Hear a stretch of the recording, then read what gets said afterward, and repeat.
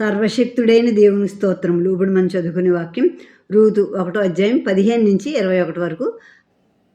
ఆమె ఇదిగో నీ తోడికోడలు తన జనుల యొద్దకును తన దేవుని యొద్దకును తిరిగిపోయినదే, నీవును నీ తోడికోడలి వెంబడి వెళ్ళుమనెను. అందుకు రూతు నా వెంబడి రావద్దనియు నన్ను విడిచిపెట్టమనియు నన్ను బ్రతిమలాడుకొనవద్దు.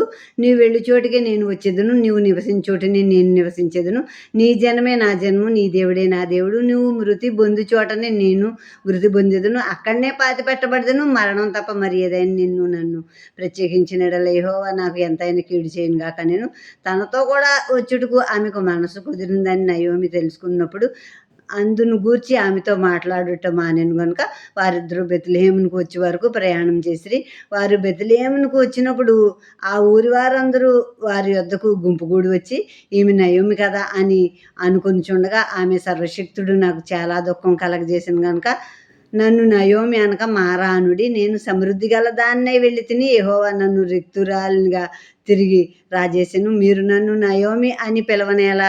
యెహోవా నా మీద విరుద్ధముగా సాక్ష్యం పలికెను, సర్వశక్తుడు నన్ను బాధపరిచెనని వారితో చెప్పెను.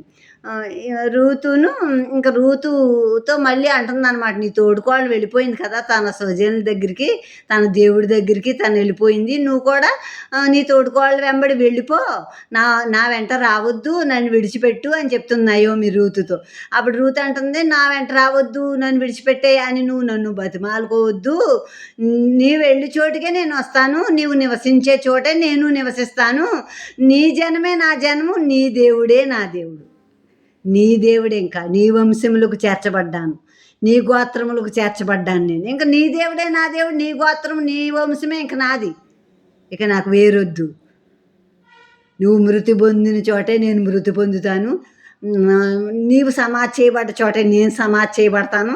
మరణం తప్ప ఏదైనా కూడా నన్ను ప్రత్యేకించకూడదు, విడదీయకూడదు అని చెప్తుంది రూతు అత్తగారితో. ఎంత మంచి మనసు కలిగిన పిల్ల కనుక అలా చెప్పింది. నిన్ను నేను విడిచిపెట్టేస్తే దేవుడు నాకు ఎంతైనా కీడు చేస్తాడు యెహోవా దేవుడు అని చెప్పి తను అన్నప్పుడు, తనతో కూడా వచ్చుటకు ఆమె మనస్సు బాగా కుదుర్చుకుందని నయోమి తెలుసుకుని ఇక మాట్లాడటం మానేసింది. ఇద్దరు కలిసి బెత్లెహేముకి వచ్చారు. మోయాబు దేశం వదిలి బెత్లెహేముకి వచ్చేసారు ఇద్దరును. బెత్లెహేముకి వచ్చినప్పుడు ఊరి వారందరూ చూశారు. ఆ ఊరి వారందరూ వచ్చి, ఈమె నయోమి కదా, నయోమి వచ్చింది అని అందరూ పలకరించడానికి వచ్చారు. పలకరించడానికి వచ్చి నయోమి అని పిలుస్తుంటే అంటుంది నయోమి, సర్వశక్తుడు నాకు చాలా దుఃఖం కలగజేశాడు, మీరు నన్ను నయోమి అని పిలవద్దు, నన్ను మారా అని పిలవండి. నయోమి అంటే మధురము.